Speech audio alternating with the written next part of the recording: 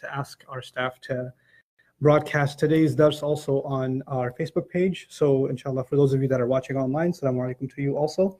I wanted to kind of give you a primer on what the intent of this series is. Al Imran started last Ramadan, we're going, and I don't think we're going to be done until probably next Ramadan at the pace that we're going. Today's dars should last between 45 minutes to an hour, and that's just on ayah number 77. So, and I'm not in a hurry. There are 200 ayat in the surah, and I'm not in a hurry. So we're probably going to take our time. It's not like we do one ayah every dars. Sometimes it's 2 or 3 ayat, but depending on the subject matter in the ayah.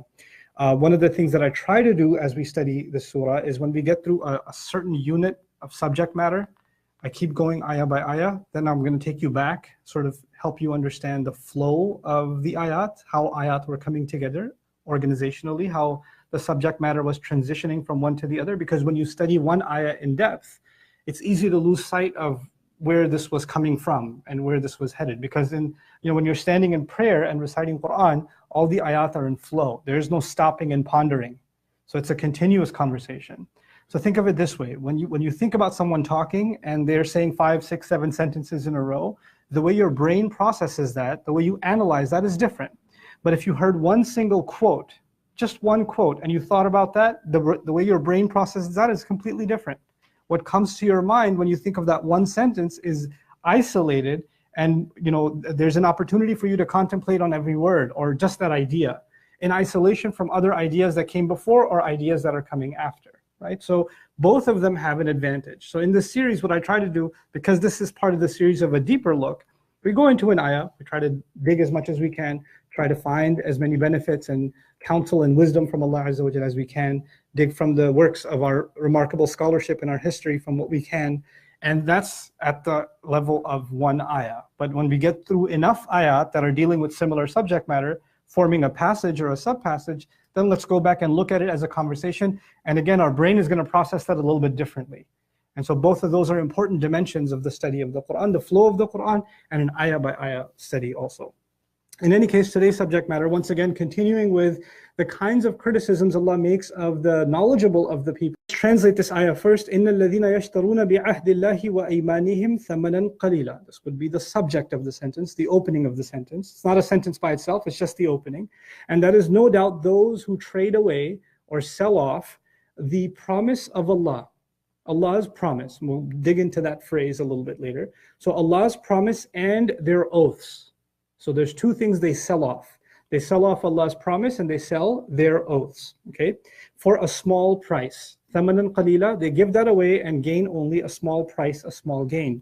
أُولَٰئِكَ, those people, now these are the people that are going to be talked about. Then Allah pauses and says, أُولَٰئِكَ, this is مُبْتَدَأ ثَانِي, another introduction. Those people, لَا خَلَاقَ لَهُمْ فِي الْآخِرَةِ. Notice now there's going to be a number of things. Number one, لَا خَلَاقَ لَهُمْ فِي الْآخِرَةِ. Those people, they have absolutely no portion reserved for them whatsoever in any way, shape, or form in the afterlife. They have nothing to gain in the afterlife whatsoever. لَا خَلَاقَ لَهُمْ فِي الْآخِرَةِ. That's the first criticism. Second criticism, وَلَا يُكَلِّمُهُمُ اللَّهُ. And Allah will not be speaking with them. So the first one, they have nothing in the afterlife, no reservation of any kind, of the least creation in the afterlife. They get nothing. And then the second, Allah won't be speaking with them. وَلَا يَنْظُرُ إِلَيْهِمْ يَوْمَ الْقِيَامَةِ. And He will not be looking towards them on the day of resurrection. That's the third scathing criticism. They get nothing in the akhirah. Allah doesn't speak to them. Allah doesn't look towards them on the day of resurrection. Nazara can have an implicit, that's the explicit meaning, to look at someone. It can also implicitly imply or suggest to give someone time, to give someone a little bit of an opportunity. And that's nazara, which is why the word nazara also gives us the meaning of intidhar, which means to wait for someone. And the devil said to Allah Azza wa Jal, "Anzirni ila yawmi yub'athun." Give me time until the day they're resurrected. So wait, don't punish me yet, give me time. That's the same word, anzirni, from the same origin, the if'al version. Anyway, so the third item is that He won't be looking towards them or giving them any time implicitly. وَلَا يُزَكِّيهِمْ, nor will He purify them. And I'll dig into that a little bit later. So this is now 4 items. لا خلاق لهم في الآخرة, nothing for them in the afterlife. He won't speak with them. He won't look towards them on the day of resurrection. He won't purify them. There's 4 things already. And on top of all of that, وَلَهُمْ عَذَابٌ أَلِيمٌ, and they have painful punishment. So there are 5 elements of Allah's anger in this ayah over this group of people. Now that's not common. Commonly you find these people have painful punishment, or these people will get nothing in the akhirah, or they are among the losers. أُولَٰئِكَ هُمُ الْخَاسِرُونَ, they're the losers. Or they're the ones that are, they're the ones that are going to receive punishment, or they're the ones that have been cursed, etc., etc. You might find 1, maybe 2 scathing criticisms or 2 bad outcomes for a group of people. But here Allah goes out of His way, and this happens not only here, it happens only on rare occasions in the Quran. Some crimes are so offensive to Allah that when He speaks about the consequences of those crimes, He goes one, then another, then another, then another, then another. This is 5 of them. 5 of them. So even from the rhetorical point of view, the group of people that's being talked about have deserved some special level of anger from Allah. And we've been reading criticisms of the people of the book of all kinds, but this seems to be some special kind of crime that Allah Azza wa Jalla finds particularly offensive, that He speaks in this way about this crime. Okay? So what we're going to try to do now, let's go back again. They sell off the promise of Allah and their oaths. That's what we read. They sell off the promise of Allah and their oaths. So let's dig into that a little bit. The first obvious thing I want you to know is promise of Allah. There's an idafa, there's an of relationship between these 2 words. And what is that phrase, which occurs many places in the Quran? Let's start with the basics. Promise of Allah means a promise Allah demanded that you make. A promise Allah took from you, like your father takes a promise from you. You're never going to do that again. Your mom takes a promise from you. Your wife takes a promise from you, etc., etc. Those kinds of, when someone takes a promise, that becomes their promise. In other words, the one who demanded that you make a promise. That's the promise of Allah. That's basic implication, right? But when they say their oaths, it's not the oaths of Allah or the commitment of the people, their oaths. In other words, I say, promise you'll do this, and you respond, I swear I will. Right? So there's a converse, right? The one who's demanding the promise says, promise me. And the one who responds doesn't just say, I promise, he says, I swear I'm going to uphold it. So that's the kind of this conversation between Allah and the people. And so Allah says, those who Allah took a promise from, and they took an oath that they're going to uphold that promise. Those people. And then when they made that promise, they sold it off. Even after knowing what promise Allah made from them, took from them, and the commitment they openly declared themselves. Despite that, despite taking their oath, they still went back on it and sold it off like it was nothing for some small gain. Those people, particular anger of Allah. That's one easy read of the meanings of this ayah. But let's go a little bit deeper. Imam Alusi rahimahullah, he wanted to dig into what could imply the promise of Allah. What could it mean in the study of the Quran? Because this phrase is used in so many places. So culminating and kind of doing a survey of all of them, what does the promise of Allah suggest from the Quran? So the first is everything that Allah has commanded, meaning His revelations. That's the promise of Allah. Allah has given us certain demands, and those who believe in Him, anybody who says La ilaha illallah, has that statement itself is a promise. When we say Iyaka na'budu in the Fatiha, we have made a promise. We promise that we're enslaving ourselves to you.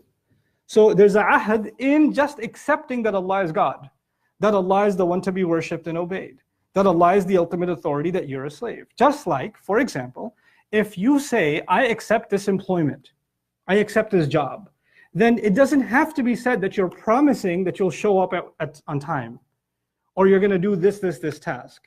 When you accept a role, then it comes with a promise. The same way when you sign paperwork and the state issues you a driver's license, you've already promised that you're stopping at a red light. You've promised that you're not going to speed. You've promised you're not going to drive the wrong way on the other side of the road. You've made that promise already because you entered into a role. You understand? So the revelation of Allah, once you accept it, once you believe the Quran and the teachings given to the Prophet ﷺ to be revelation, then accepting that in and of itself is actually making a promise to Allah. Now that's really important to understand, because for a lot of people, in their minds they have, and you might be one of them, that you have, well, I believe it, but that doesn't mean that I totally follow it, or, well, believing something, you wouldn't say that for traffic rules. Like, I believe in red lights being something you should stop at, but I don't totally follow it. I mean, it's the weekend. So you don't do that because you believe in something, you've accepted its authority, and that actually means you abide by it. But when it comes to Allah's promise, we actually don't, we separate those two. I believe it, but I'm not so sure about following it. Like I try, but, and when people say I try, what that often suggests is I don't feel like it. I really don't feel like it. And there's one thing that, all of us are struggling. Nobody's perfect. We're all trying to obey Allah as best we can. And this is not a criticism of those who don't obey Allah perfectly, because nobody does that. Nobody obeys Allah perfectly. But when you tell yourself that you're going to compromise what Allah asks in your head, when you tell yourself you're trying, but you actually aren't even trying. You're not even trying, but you tell yourself that, then that's a lie with Allah. That's a lie to Allah. So that's a scary part of this statement that we need to be aware of. So that's the first thing Imam Alusi says, the promise made to Allah by way of revelation, or accepting His revelation as demands that He's made from us. The second, of course, is in the context, the covenant He took from the Jews, the Jewish people. He took a promise from them that when another prophet comes, you will accept that prophet and the revelation that he brings. And so Allah kept sending them prophet after prophet after prophet. That was the promise of Allah to them. And they kept accepting new prophets, yet still hurting those prophets, ridiculing those prophets, giving them a hard time. Even their greatest prophet, Musa alayhi salam, had to say, "Lima tu'dhunani, why are you causing me pain?"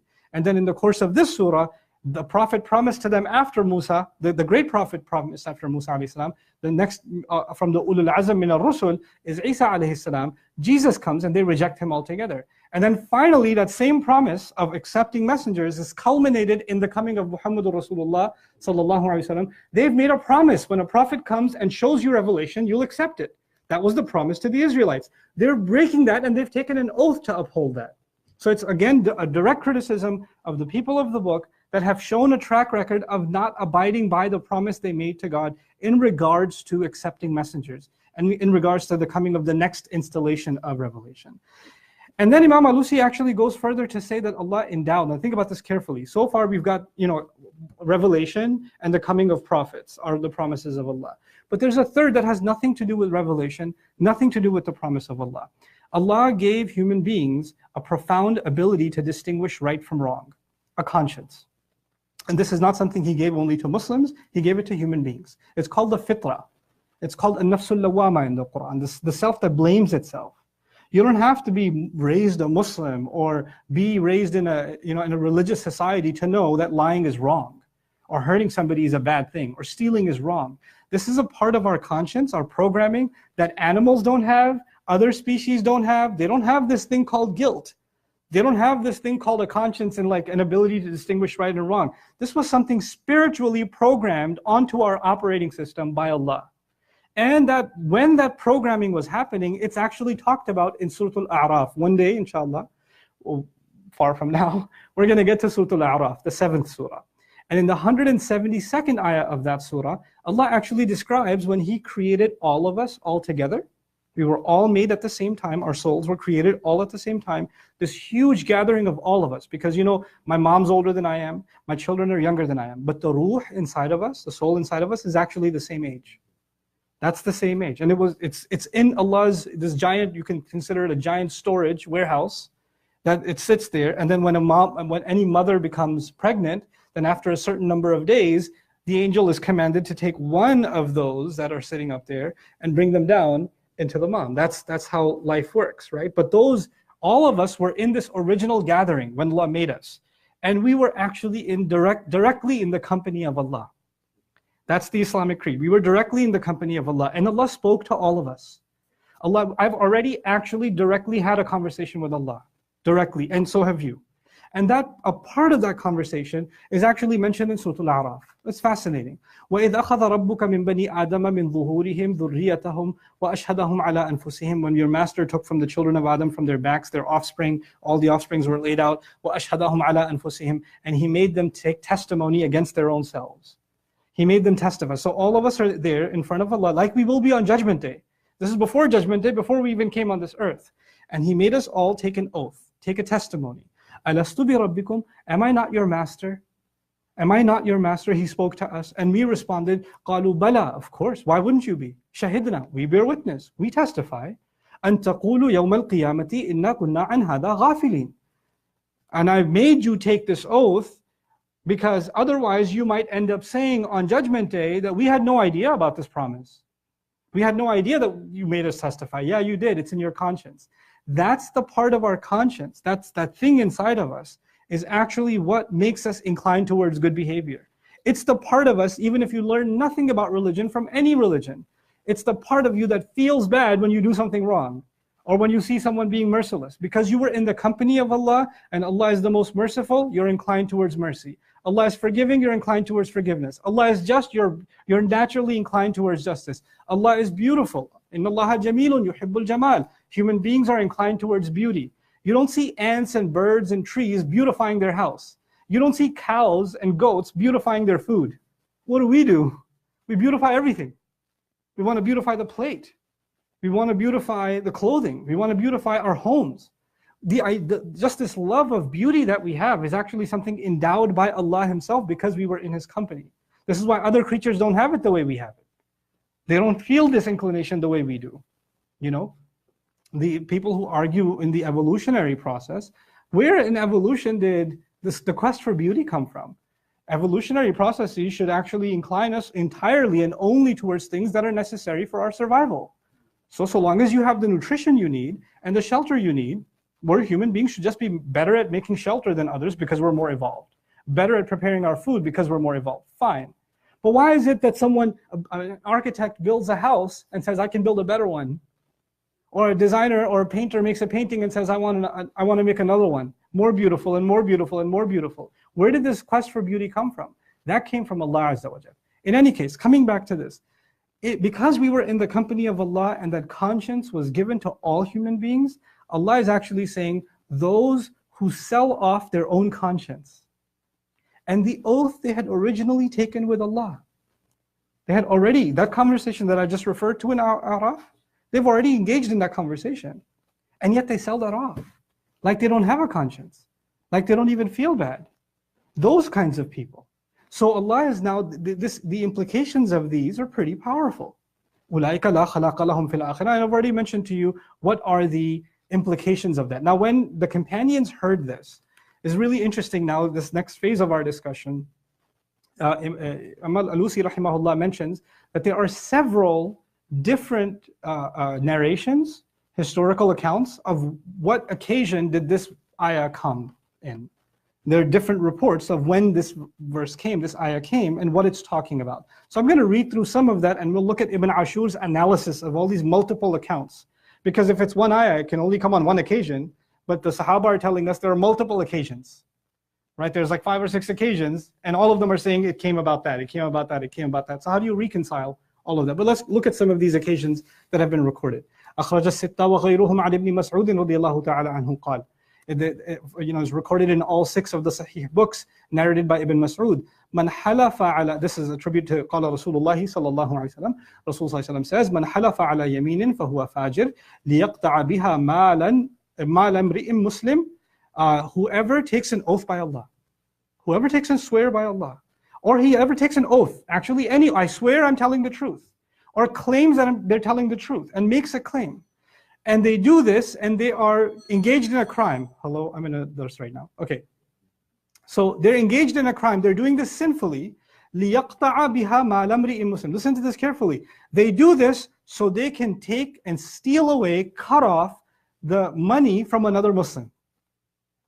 Okay, so whoever takes an oath or makes a claim, so they can basically rob another Muslim. But the wording of this hadith is interesting. It's not that they can steal that money. It can also mean if they take an oath to cause another Muslim damage. Like, I'll give you a silly example. Somebody's running a restaurant, you're running a restaurant, you make a false claim that one has cockroaches in his food or something. And their restaurant goes down because you made that claim. And the money that was coming their way got cut off. When you take an oath to cause someone financial damage, or you meant to divert rizq from them, or to steal their money, when you make a claim like that, in any situation, لَقِيَ اللَّهَ وَهُوَ عَلَيْهِ غَضْبَانٌ. He gets to meet Allah. This person gets to meet with Allah. And Allah is angry against him extremely. And in the other, in فَقَالَ الْأَشْعَث بن قيس, Ash'ath ibn Qais says, فِيَّ, this story, this ayah about those who sell off their promise to Allah and their oath is actually referring to people that make cheating promises, that make claims that are wrong, and then say they swear by it. And they try to go off their credibility. Yameen doesn't mean I swear, I take an oath. That's not all it means. It means when someone is claiming that they're offering you credible information, or they're using their credibility to stake a claim, and they know that it's wrong, and they're falsifying, exaggerating to harm somebody else. This is actually part of this yameen fajr. Okay, anyway. فيها والله كان ذلك كان بيني وبين رجل من اليهود أرض. This is actually, I swear to God, this is about me. This is a companion named Ash'ath ibn Qais. He says that he and a man from the Jewish tribes had a land between us. We had a land between. فَجَحَدَنِي. So in other words, they had shared land, and he wants more of the property. فَجَحَدَنِي. He starts arguing with me. He takes some of my land, starts usurping it. فَقَدِمْتُهُ إِلَى النَّبِي أَوْ قَدَمْتُهُ إِلَى النَّبِي صلى الله عليه وسلم. So I came to the Prophet صلى الله عليه وسلم and brought him with me to present this case. Like, we have a land dispute. Please solve it for us. فَقَالَ لِي رَسُولُ اللَّهِ صلى الله عليه وسلم أَلَكَ بَيِّنَةٌ. And so the Prophet صلى الله عليه وسلم asked me, do you have any proof that this patch of land is yours? Like, I mean, obviously it's a court. You have to provide evidence. So the Prophet ﷺ asked him, do you have clear proof? قُلْ لَا. He said, no, I don't have any evidence. فَقَالَ لِلْيَهُودِي أُحْلُفْ. So the Prophet ﷺ asked him, swear, take an oath that your claim is true. So he's asking the Jewish man to take an oath that his claim is true. فَقُلْت. So I said to the messenger, Ya Rasulullah, إِذَنْ يَحْلِفَ فَيَذْهَبُ مَالِي. He says, Ya Rasulullah, he's just going to say, I swear to God it's mine, and he's going to walk away with my money? Just because he made that claim? فَأَنزَلَ اللَّهُ تَعَالَى. Then Allah revealed this. In other words, when people make false testimony, when people make false claims, then they might get little something here. They might shortchange somebody, they might have somebody lose a court case, they might cause somebody a damage to their business, their reputation, whatever it may be. But that's a small gain that they made. But what are the consequences? لا خلاق لهم في الآخرة لا يكلمه الله لا ينظر إليهم ولا يزكيهم ولهم عذاب أليم. Ya Allah. 5. Because of that. So the Prophet ﷺ is essentially arguing, what did you gain and what did you lose? What are you going to gain and what are you going to lose? وغيره عن عبد الله بن أبي أوفى. Other people said this is Abdullah ibn Away. أوفى أن رجلا أقام سلعة له في السوق فحلف بالله لقد أعطى بها ما لم يعطه. So look at this example. So others said that this is about a marketplace and somebody's selling items. This guy brings his materials, whatever, he brings leather, let's say, right? And he says, I paid this price for this leather. And he basically comes and says, look, I can't sell it to you for 100 because I paid 99 myself. At least let me make $1. It was so expensive for me. And so he makes a claim about what it cost him so he can charge his customer. لِيُوقِعَ فِيهَا رَجُلًا مِنَ الْمُسْلِمِينَ. So he can con somebody from among the Muslims in the marketplace. Right? So if somebody's exaggerating their costs or making claims about the quality of a product, oh, this is amazing. This is the best ever. You know, in sales, a lot of times it becomes a test of how well you can lie, how convincingly you can lie. How well can you sell a lemon to somebody, you know? And to make claims about cost, and you know, I remember when my mom used to make me do stuff like go to, those of you who don't speak Urdu won't know what I'm talking about. My mom and I went to tan places a lot. My mom sewed clothes, so we go to these places, we've got rolls and rolls of cloth. And that's like this is a place for a child to just sit and contemplate the meaning of life, because there's nothing to do. And these places in like Pakistan, Saudi, other places, every one of these places, you'll know one thing standard. They always have a stool. And they have the stool because the guy, the husband, the son, whoever brought the mom or the wife, they're gonna die of boredom. And they're not gonna just stand there looking at cloth. So they say, you sit here, the fan is facing you, you chill while I make money off of the missus. That's the formula, right? Anyway, so these guys, when they sell, of course, haggling is like a thing, right? So it's in the Muslim world, haggling is a thing. And when you say, okay, this is 50, and my mom goes, I'll give you 5. And I look at my mom like, he asked for 50, you can ask for 5? And he goes, no, Baji, nahi, Baji, I might have small children, I will die, and I haven't fed them in 3 days, and it's, okay, I'll give you 45. My mom goes, oh, okay, 5. And then like 30 minutes later, he sells it for 7. And he's crying like, boy, you robbed me today, and you really, nobody robbed nobody. He was just trying to make a huge margin, talking about his costs and his children and, you know, the cow he hasn't fed or whatever else. And all of that to convince the seller that his life is miserable. And if he's doing that truthfully, that's something else. But if he's doing that dishonestly, then that's actually also the promise. Notice the ayah was promise made with Allah and their oaths. The promise made with Allah, revelation. But your oaths are all of your oaths, all of your claims, all of your promises, in any circumstance, in business, in family, in whatever. When you make a commitment and you make these claims, that falls under this ayah, according to the Sahaba. فَنَزَلَتْ هَذِهِ الْآيَةِ, then this ayah came down. نَزَلَتْ هَذِهِ الْآيَةِ فِي أبي رافع ولبابة بن أبي الحقيق وكعب بن الأشرف وحيي بن أخطب حرفوا التوراة. And then others say that this ayah came about this group of people who changed the Torah. وَبَدَّلُوا نَعْتَ رَسُولِ اللَّهِ صَلَّى اللَّهُ عَلَيْهِ وسلم. And they changed the description of the Prophet in the Torah. Because the Prophet was, the description was matching way too much, so they had to actually go change it. وَحُكْمَ الْأَمَانَاتِ. And they actually changed the verdict on how you have to give the rights back, meaning they changed the law that was given by God in the Old Testament to, well, or in the Talmud even, to when you con a non-believer, when you con a Gentile, a non-Jew, then it's okay. But otherwise it's not. A fellow believer, no, you can't do that. And actually, I'm not even making this a scathing criticism of Jews. I've seen Muslims do this. I've seen Muslims say, well, that's a kafir, so it's okay. You know, Darul Harb. The only harb you have is with the truth. You know, you know, this, what side of that harb are you on? Because that sounds like Hizb Shaitan to me, you know. Because that you would think that, oh, between Muslims we should be honest, and between non-Muslims it's okay, whatever. Lie, cheat, make whatever claims. And so, you know, even things like lying on your taxes. Oh, the government is kafir, I'm not giving them taxes. Why are you living here? You use the government's roads. You use the government's, you know, security. You call the government's police when something's wrong. You use the government's fire department when they come and put a fire out in your house. What happened with, no, but they're kuffar. Oh yeah?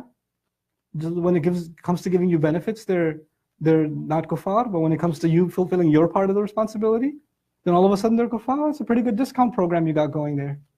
You know, this sickness is theirs, used to be theirs, it's ours now. You know?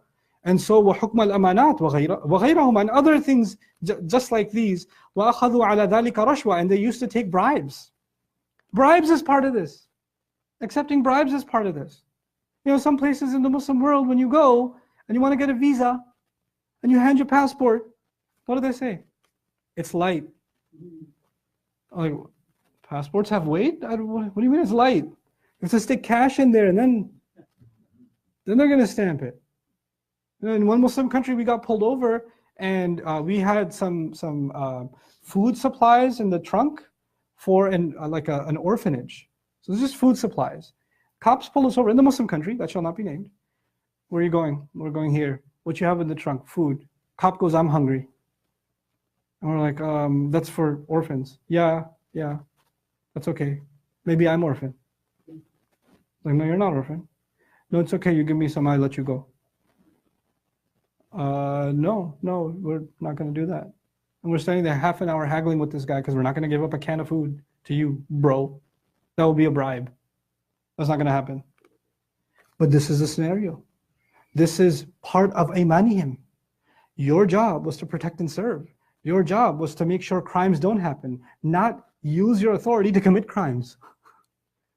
That's what you do with this place. And of course, this doesn't just happen in the Muslim world. It happens here. Corrupt police officers, corrupt government officials, you know, corrupt business practices.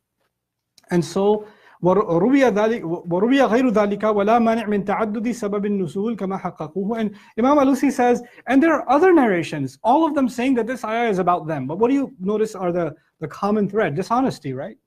Dishonesty is the common thread. And so, commenting on that, Ibn Ashur rahimahullah says, مَنْ شَابَهَهُمْ بِهَذِهِ الصَّفَاتِ فَهُوَ لَاحِقٌ بِهِمْ. Ibn Ashur says something so heavy. Man, he just dropped it. He goes, whoever resembles these qualities is associated with the people mentioned in this ayah. Is one and the same. So passages about the people of the book, the Jews and the Christians, the corrupt among them, and he says, no, if these qualities are found in anybody, then they are part of this ayah. It's not just about them.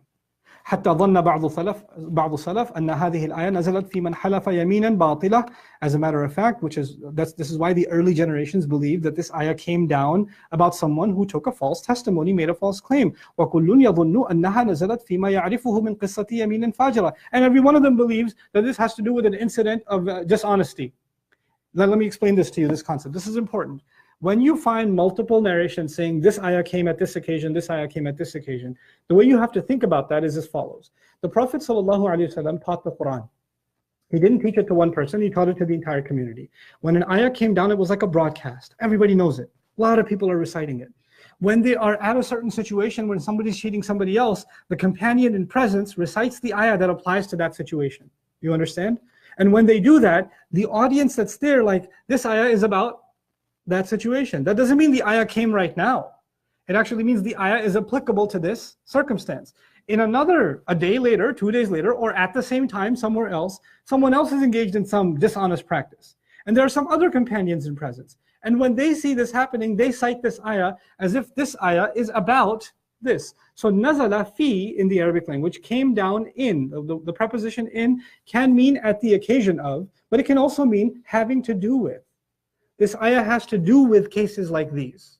So we don't reduce sabab al-nuzul as this ayah came exactly at this time. No, it can also mean this ayah applies to a circumstance like this one. So the Sahaba thought, this circumstance, it applies. This circumstance, it also applies. This circumstance, it also applies. So they're giving you case studies of how this would apply. This changes your view of how the Quran is to be understood, or even how historical context is to be understood.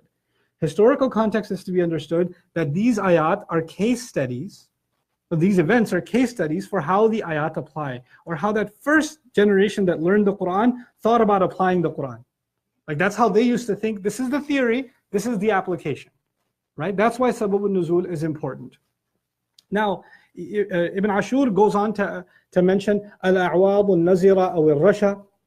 He says these are, when people try to take compensation that is small gains, make some petty, gain, or cause somebody harm that they are so petty that they get a kick out of getting somebody in harm's way, or if they accept bribes, corrupt kinds of gains.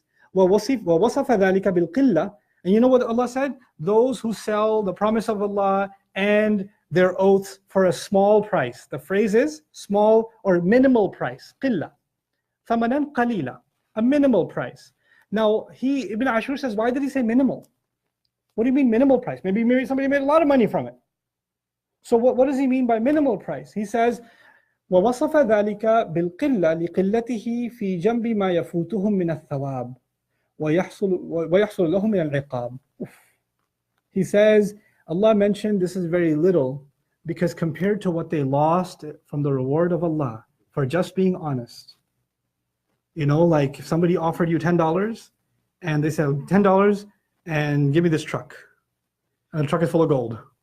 And you're like, $10. You lost this gold. You lost this gold. Also understand the converse of this ayah is true. What does that mean?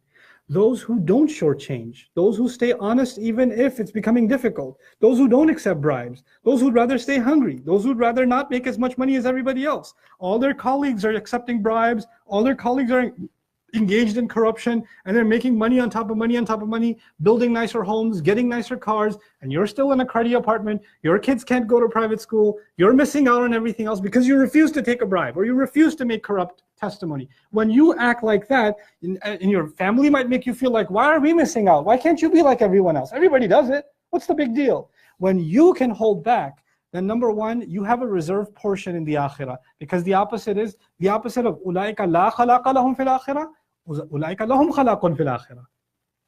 And Allah said that He won't speak to them. Guess what? These are the people Allah will speak to. And He said about them, Allah won't look at them. So these are the people Allah will look at. And He said about them, these are not the people Allah will purify, these are the people Allah will purify. So everything that's the opposite is going to happen to those who can hold on to their dignity, hold on to honest practices, and not go for a small gain. That gain is very tempting in the short run, but the cost of it is way too high. And what they gain as far as punishment is concerned, what did you gain? You know, when people commit petty crimes sometimes, they commit a small crime, they made $100 and ended up 5 years in jail. Was that $100 worth it? What this gain for that loss? That's a loss. That's not a gain at all. And so that's the comparison Allah is making by saying, you know, ثَمَنًا قَلِيلًا. Now, ulaika, just a little bit about the word ulaika. Those people. You see that grammatically the sentence is those who sell the promise of Allah and the oaths they've made for a small price have no portion in the afterlife. That's a simple sentence. But those who did this, comma, those people, ulaika, la khalaqa lahum fil akhirah, as though, this is called mubtada thani, as though the sentence started over again. The idea of starting a sentence over again is an indication of exclusivity. It could mean these people like nobody else. These above and beyond all else that might be worthy of punishment, this is a special category of criminal. I already told you there are 5 consequences mentioned. Above and beyond that, even before we get to the consequences, Allah is actually doing what's called al-ithbatu ala ghayr al-mubtada. In other words, Allah is establishing these and these alone, these like nobody else. And when somebody talks like that, not only is it about creating a kind of exclusivity, it's also an expression of one's anger. Those people are messed up. When I said those people twice, that's an indication of my anger. Right? Written speech doesn't do that, but conversation, you can repeat yourself. You know, like when they said it to Ibrahim alayhi salam, "Anta fa'alta hadha?" You did this? They didn't just say, "Did you do it?" "Afa'alta hadha." It's "Anta fa'alta hadha." Did you do this? And so when that "you" is repeated, it's an expression of one's anger. And so here, Allah's anger is already there before we get to what's going to happen with them. Like by the time you get to ulaik, anybody who's familiar with the language should already be scared. Because Allah added that word ulaika. Ulaika, interestingly, also is ishara lil bu'd. It's actually ishara lil ba'id. It's a distant pronoun. You know how in English you say these, which is close, and those is far? Ulaika is far, which is already indicating a kind of distance between them and Allah. Like people that are far off. And so now let's talk about these 5 consequences. La khalaqa lahum fil akhirah, the first one. There's absolutely no portion for them in the afterlife. Now the word khalaq, you might have heard the word khalq, creation. Allah is badi', you know, He's mubdi, He's also khaliq, He's also fatir. All of these words are translated as creator. But they all have sort of slightly different implications. I want to give you something about the origin of the word khalq, what it comes from, and how that plays a role in this idea of portion. Because even the word for portion, Quran has nasib, Quran has jaza, you know, Quran has qism. They have different word for portion. So this particular word that's being used here has a certain flavor. Al-khaliqa al-nuqra fi al-jabal yastanti'u fiha al-ma' wal-bi'ru sa'ata tuhfar. What I want you to know is some visual imagery. Instead of translating this, imagine a mountain or a rock. And you know how rocks don't have a smooth surface? They're like cracks or jagged rock. And there's a little dip in the rock. Like one of the surfaces has a little bit of a crevice, like almost like a mini cup. And when it rains, water can, like a drop of it, it's enough to hold a drop of water on it, right? That's actually called a khaliqa. That little dip that can hold no more than one little drop, that's called a khaliqa. Or when somebody starts digging a well and they've just taken the first stab at it, and that little hole that they've made, you know, maybe even with the hand, there's this much, and it can only hold that much water. That's actually called a khaliqa also. Well, khaliqa ay fiha atharul matar. Or you know, in the desert when it rains, or in the sand when it rains, you know how a drop makes a little bit of an indent? Like each drop has like a little imprint. That imprint is enough to only contain one drop. That imprint is actually called a khaliqa also. Well, khalawlaq as-sahab ba'da tafarruqin. And khalawlaq is the word used for clouds when they break up into tiny, tiny, tiny, tiny pieces. The idea, the theme so far is things that are very, very small can only contain very little. Right? Like a tiny bit of a cloud can only contain so much rain. that tiny little crevice, that little nook can only hold so much water. You know, وَالْخَلَائِقْ حَمَائِرُ الْمَاءِ. Interestingly, khala'iq was used when people would take rocks and make, you know, because they didn't know how to make a well, so they would take 4 big rocks and put them against each other so that water would get contained inside. So it's like a very primitive way of trying to store water. Those are called khala'iq. The idea is that when you have a small, basically a small kind of construction, a small kind of place or a small reservation, a place that's reserved, that has a very precise amount that it can hold. And it can only hold that appropriate measure, anymore it can't contain. And because of khala'iq, it can also mean a place that's dedicated for some portion, that's going to be there no matter what. It's going to land there and there's going to be water standing there. It's meant to be there. The idea of khalq, actually, is it highlights, when Allah is khaliq, Allah is highlighting that every ingredient or component that was used to make you was an exact measure, an exact pieces of the puzzle to make whatever it is that He made.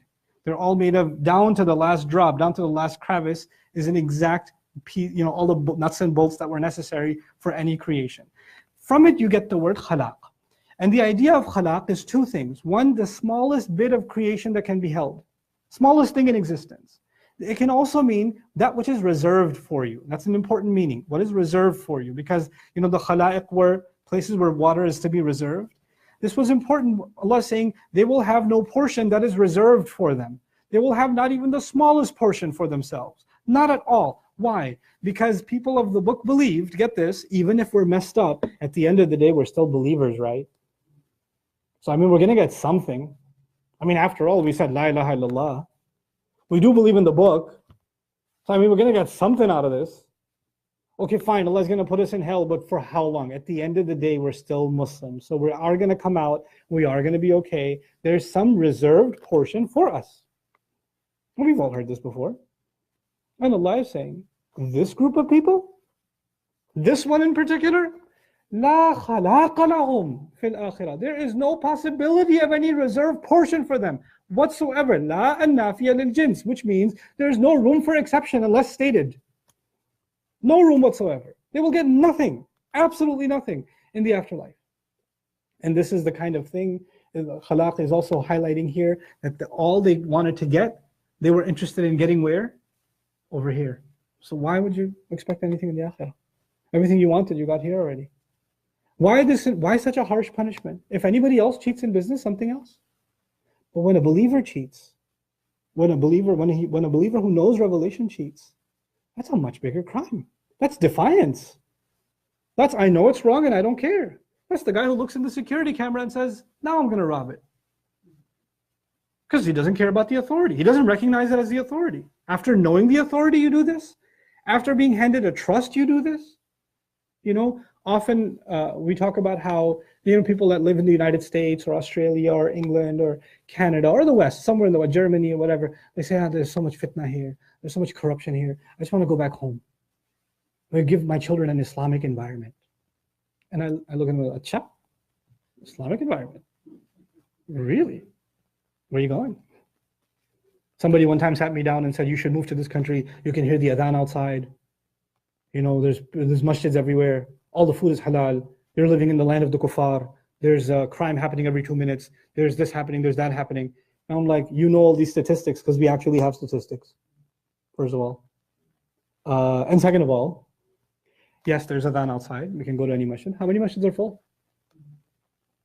And you know, the taxi driver that took me to the masjid, that guy works 20 hours a day and gets paid not even a tenth of what he should be getting paid, and gets no vacations. And if he gets sick, it's on him.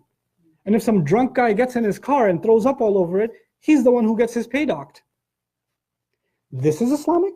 Because you hear the adhan and there's halal chicken outside? That's Islamic? I'd rather not teach that Islam. Because for you to think that the meat is halal, and you get to hear Allahu Akbar, you get to hear the sound Allahu Akbar, but Allah is not Akbar in any part of that society.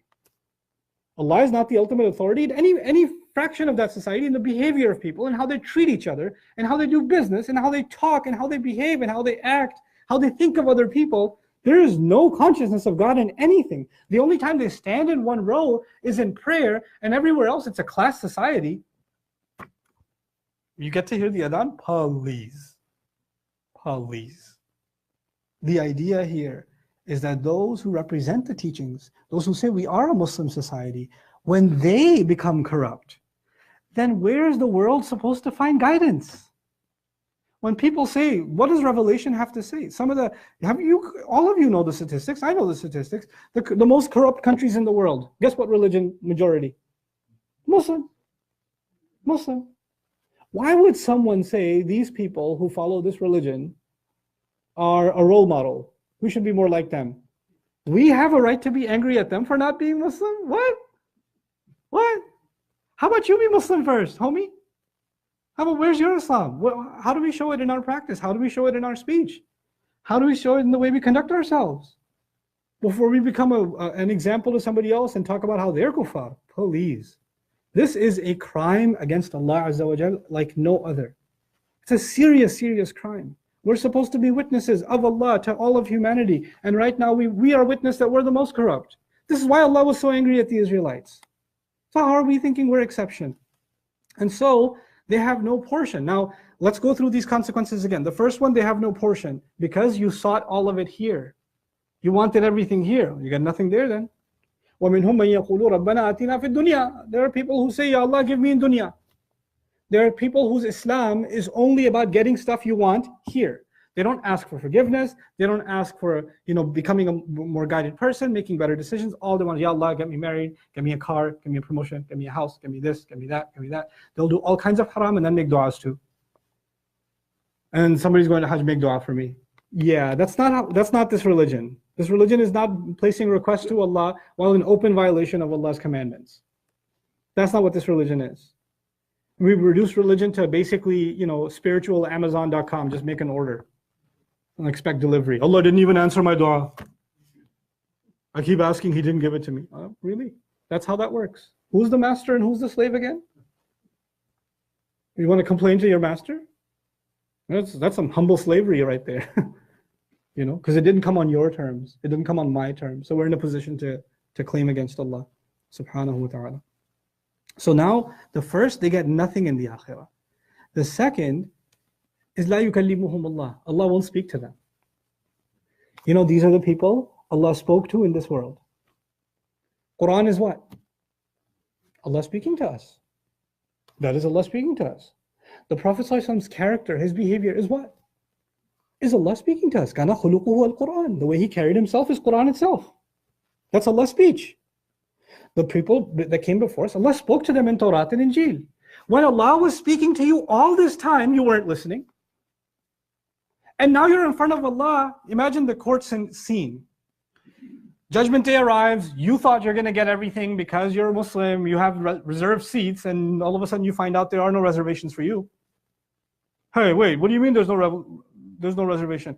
I want to speak to Allah. Can I speak to Allah?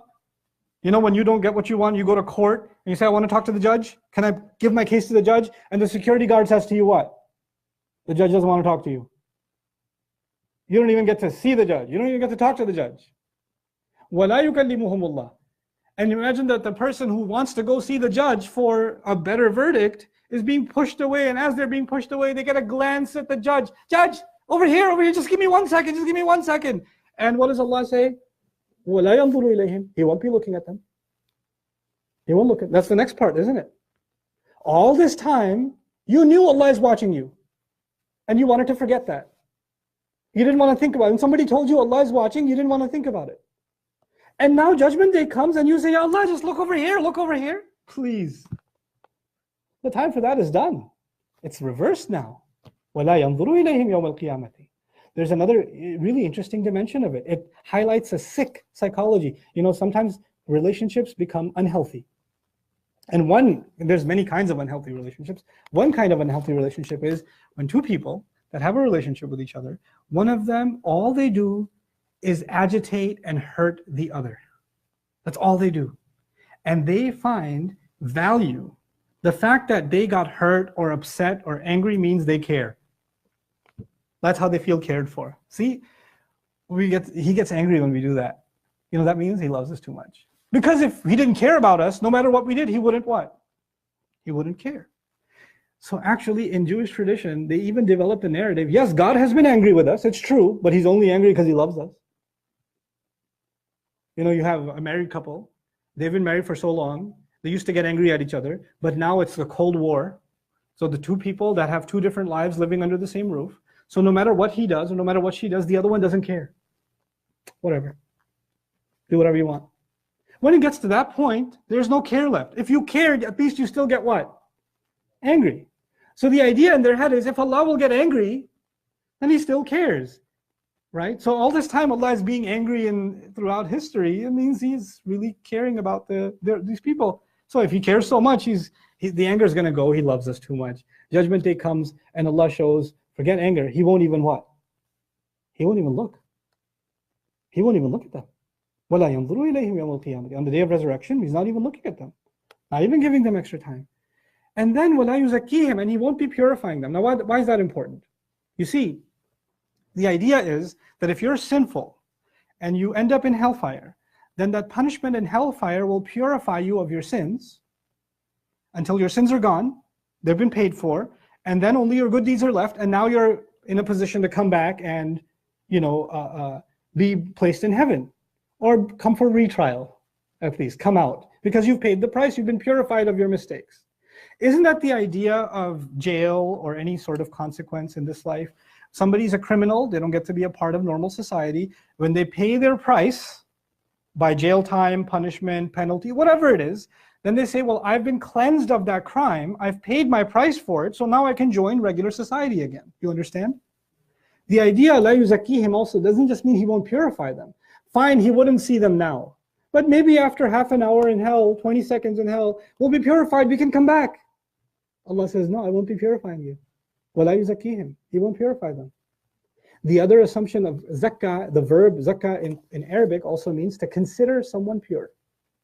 Not just to purify, but to consider someone pure. Like Quran says, وَلَا لَا تُزَكُّوا أَنفُسَكُمْ, don't consider yourselves pure. Don't assume that you're pure. Zakka nafsahu, or zakka dunahu, he considers this person pure. No, you don't get to call each other pure. That's for Allah to know. Meaning these people feel that they have been chosen by Allah, they're special, they're going to get special treatment on Judgment Day, and therefore Allah will just consider them pure people. Because everybody else is filthy, they're kafir, but we're the clean believers. We're special. Allah says, I won't be considering you pure. وَلَا يُزَكِّيهِمْ, he won't be considering them pure. And now if that's the case, I mean, all the hopes of getting a retrial, all the hopes of getting reconsidered are closed. And the other, you know, al-jaza'u min jinsil amal, the compensation, the punishment fits the crime. Their crime is they were violating Allah's law. They were openly and proudly and knowingly putting filth on themselves over and over again. Then if you don't want to be clean, then Allah won't clean you. You see, those who try to clean themselves, they're not perfect. Those who try to live a clean life, those who try to stay away from sin, doesn't mean they can, but they fall and they get up and they ask Allah's forgiveness and they keep going. They keep trying. Those are the people Allah purifies. They couldn't purify themselves completely, but they were at least trying, and so Allah will complete their purification. He will purify them. He will remove the rijs from them. He will remove the sins from them. He will cleanse them on Judgment Day. But the people who didn't care, who knowingly were engaged in this kind of corruption, why would he? You don't deserve, you didn't want it. You weren't even trying. So why should he be the one to cleanse you? And so that concludes with وَلَهُمْ عَذَابٌ أَلِيمٌ, and they have painful punishment. Alim in Arabic is different from mu'lim. Mu'lim means something that hurts. Adhabun mu'lim means punishment that hurts. Adhabun alim, alim is ism sifa. Ism sifa suggests something that is constant. Now if you know something about pain, like if you get hit with a needle, is the pain the same throughout? The first second, extremely hard, and it starts getting easier. Or when your foot runs into the leg of a chair, for about 30 seconds, your personality changes. And then after that, you start coming back to humanity and civilization, because it starts wearing off. I'm okay. But when you say adhabun alim, that actually means constant pain that doesn't wear off. There is no tapering off. And you know, in the human body, the way Allah made the human body, it is actually able to develop resistance to pain. Boxers and people that work with fire, for example, women that spend a lot of time, for example, in the kitchen. I'm starting to spend more time in the kitchen. When you burn yourself the first couple of times, what happens to the tips of your fingers? They develop a kind of numbness. You can handle hotter than other people. Our Desi people are addicted to chai. Chai can be, somebody else has a sip, and you guys, no problem. You've developed a resistance. Allah Azza wa Jal, by describing the word Alim, is describing there is no resistance.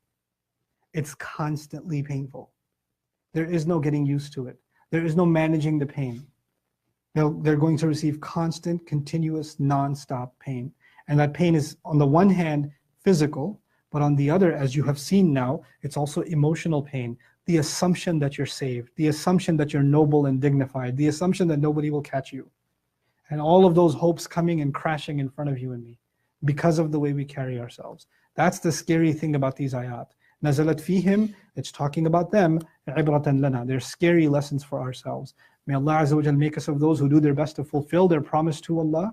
And may Allah Azza wa Jal make us of those who don't sell our own oaths, our own credibility, our own a word for a small gain or to harm somebody else. May Allah not include us among those people. I would like to encourage those of you that are following us online.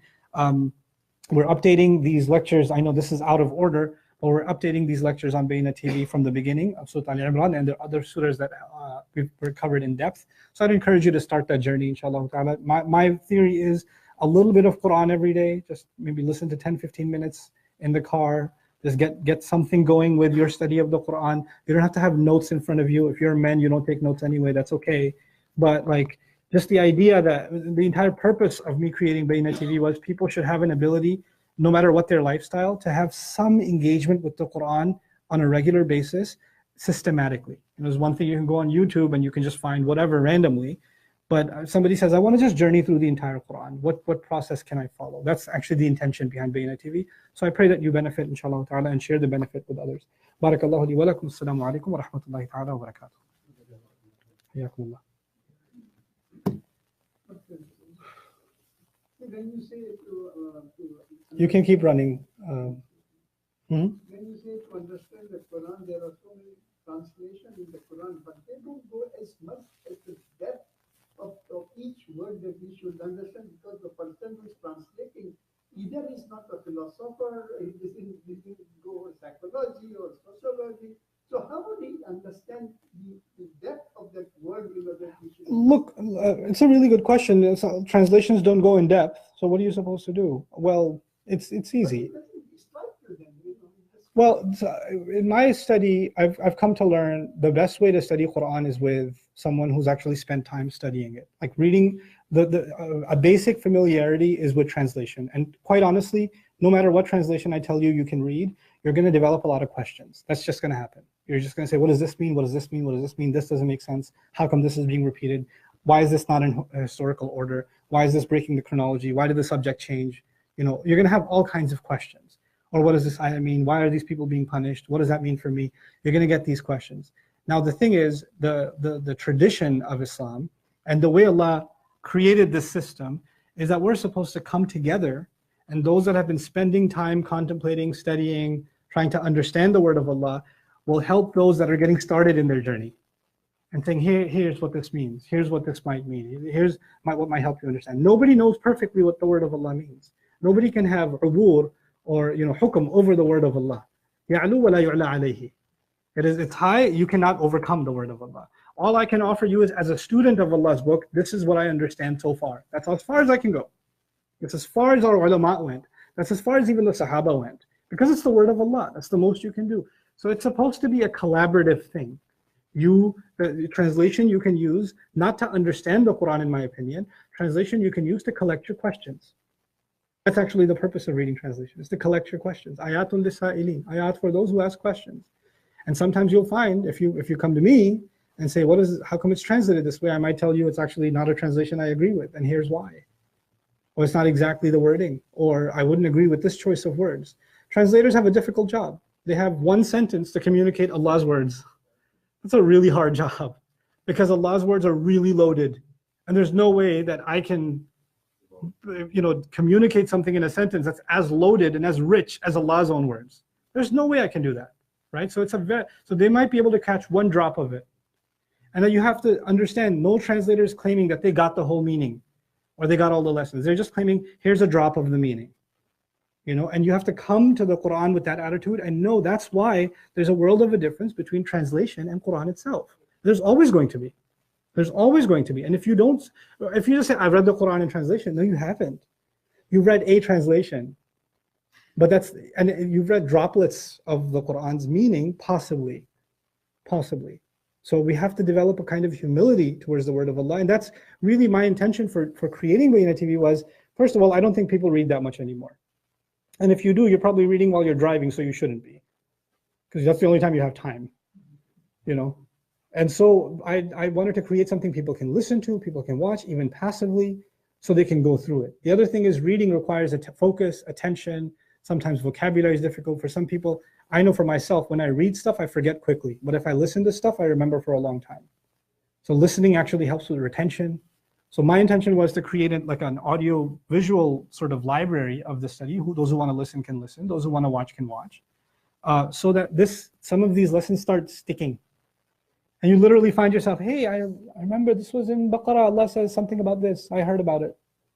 That's a beautiful thing, even if you don't know the Arabic and you don't know what to quote. But it's something in your head that Allah said in this surah, something about this situation. That means revelation is coming to life in your life. It's not just a text anymore. It's not just information anymore. It's actually living. It's this living light inside of you that illuminates when the time comes. That's really why a daily dose of some Quran for yourself is so important. The Sahaba used to recite the Quran. They used to recite it every day. People recommend recitation of Quran every day. I argue that the recitation of the Quran was actually so highly recommended for a people who understood its language. Because when they recited, they were naturally getting counsel from Allah because of the no language barrier. You and I should be reciting the Quran every day, but we cannot. There's no comparison between the original recommendation of recitation and what we're doing. Because for the vast majority of us, myself in the beginning included, we don't know what we're reciting.